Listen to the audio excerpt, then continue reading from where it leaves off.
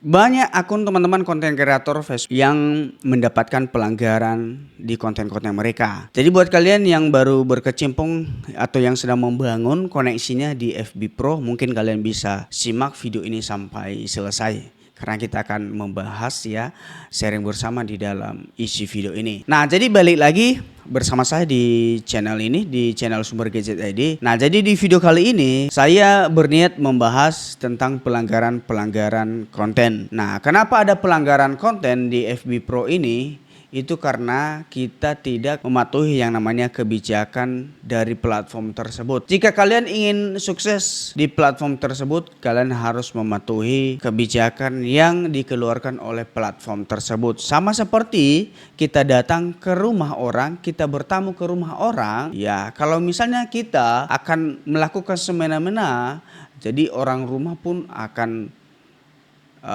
terganggu dengan hal itu karena si yang punya rumah itu punya aturan tersendiri. Nah, jadi begitu halnya Facebook Pro ini teman-teman ya. FB Pro ini punya ketentuan kebijakan daripada pedoman komunitas para konten kreator. Nah, itu tadi saya bilang bahwa jika kita ingin sukses di platform FB Pro ini, maka kita wajib mengikuti segala apa yang menjadi kebijakan dari platform tersebut. Nah, makanya sering terjadi kepada konten kreator, kepada kita, video-video atau konten kita itu selalu menjadi pelanggaran.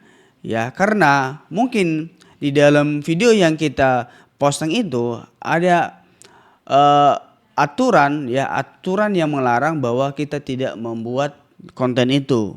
Jadi teman-teman, konten kreator itu wajib sekali sih membaca yang namanya kebijakan dan pedoman komunitas. Karena si FB atau si Meta ini mereka itu mengeluarkan kebijakan kepada konten kreatornya ya, mulai dari aturan posting, apa yang bisa diposting, apa yang tidak. Nah, jadi teman-teman itu harus benar-benar tahu informasi itu. Ya, makanya nanti teman-teman itu jangan heran, ya, kok tiba-tiba konten saya itu pelanggaran.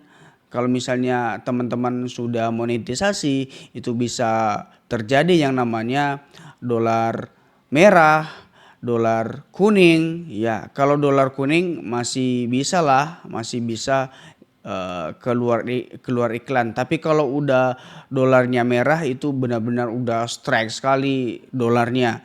Jadi nggak bisa berpenghasilan video tersebut.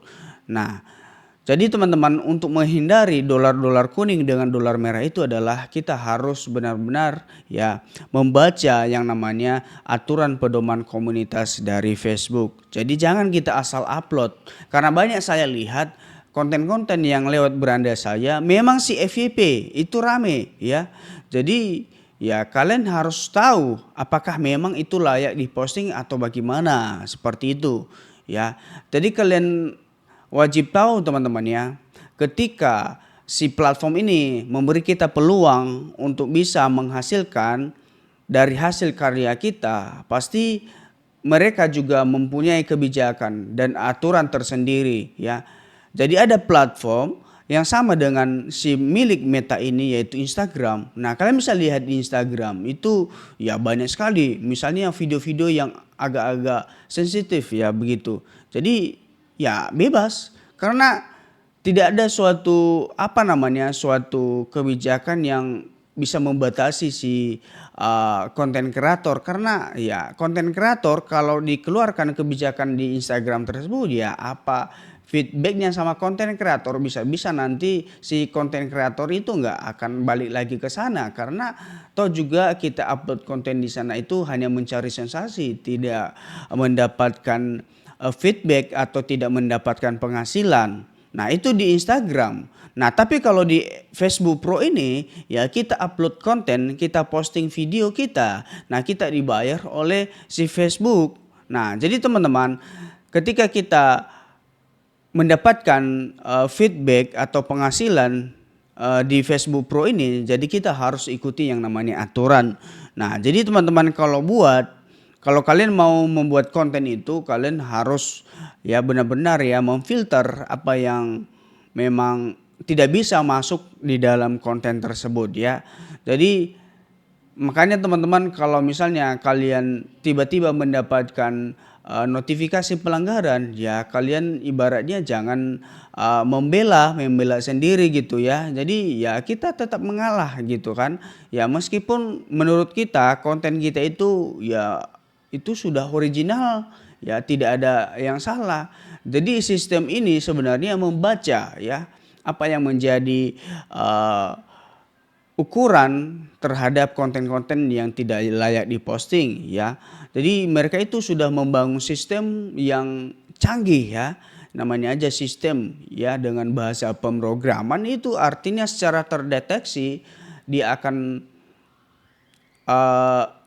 membaca sesuatu hal yang tidak layak untuk diposting sesuai dengan kebijakan mereka teman-teman. Makanya kita itu ya mungkin kita katakan kita pintar, ya mereka itu lebih pintar dari kita karena mereka yang punya rumah, mereka yang lebih tahu tentang itu teman-teman ya. Jadi kalau kita ingin mau sukses di platform FB Pro ini, kalau teman-teman yang baru membangun channelnya, membangun akunnya, ya silakan diikuti aturan ya. Mungkin sampai saat ini teman-teman FB Pro ini pendapatannya masih dalam proses yang namanya pembaruan ya. Pendapatan kita itu tidak sesuai dengan penonton kita ya. Jadi kalian harus percaya bahwa itu pelan-pelan akan berlalu. Jadi Face FB Pro ini akan pulih kembali mungkin di 1 bulan atau 2 bulan ke depan teman-teman. Tapi tetap fokus aja untuk membuat konten. Jangan pernah malas ya. Jangan pernah kalian putus asa ya, karena saya tahu teman-teman perjalanan FB Pro ini sama dengan perjalanan YouTube waktu di tahun 2010-2012. Nah sekarang kalian bisa lihat YouTube ya, di YouTube juga saya bisa menghasilkan yang namanya pundi-pundi dolar ya ketika kita konsisten. Nah intinya adalah konsisten dan tahu apa yang kalian share di channel kalian. Itu saja, semoga video ini bisa bermanfaat. Jangan lupa share video ini dan jangan lupa subscribe juga.